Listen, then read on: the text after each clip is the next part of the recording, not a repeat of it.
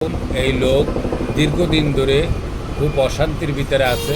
এই লোকের জায়গা জমি বুঝে পাইতেছে না। বলেন আপনার সমস্যা। আমি ছোটোবেলাতে ঘর বাড়ি সব সংসার ছেড়ে চলেছি আমি, আর আমি কিছু পাইতে আসি না, বহুত বিপদ পড়ে আছি। এই জায়গা জমি খায় কারা এখন? আমার জায়গা জমিন চাষারা খাইতে আসে, দিবার যাচ্ছে না। কেন দেয় না? আপনি আইনের কাছে গেছিলেন? আমি আইনের কাছে তো আমি যাই নাই, আমি এখন যাব। আপনি লেখাপড়া জানেন? আমি লেখাপড়া জানি না। এই জন্যই তো আপনি জায়গা জমি মানুষ ঠগাই খায়। এখন কি করবেন আপনি বলেন? এখন আমার জায়গা জমিন আমি চাই। রাষ্ট্রের কাছে? হ্যাঁ, রাষ্ট্রের কাছেই যাবো।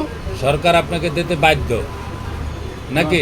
ঠিক আছে, আপনি সরকারের কাছে বলেন যে আমার জায়গা জমি কীভাবে আমারে বুঝিয়ে দেবেন।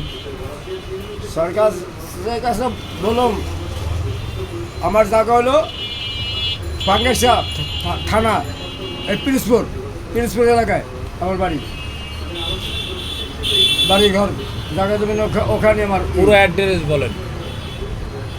পিরিজপুরে কাউখালী থানা, পিরিজপুর জেলা, বাড়ি।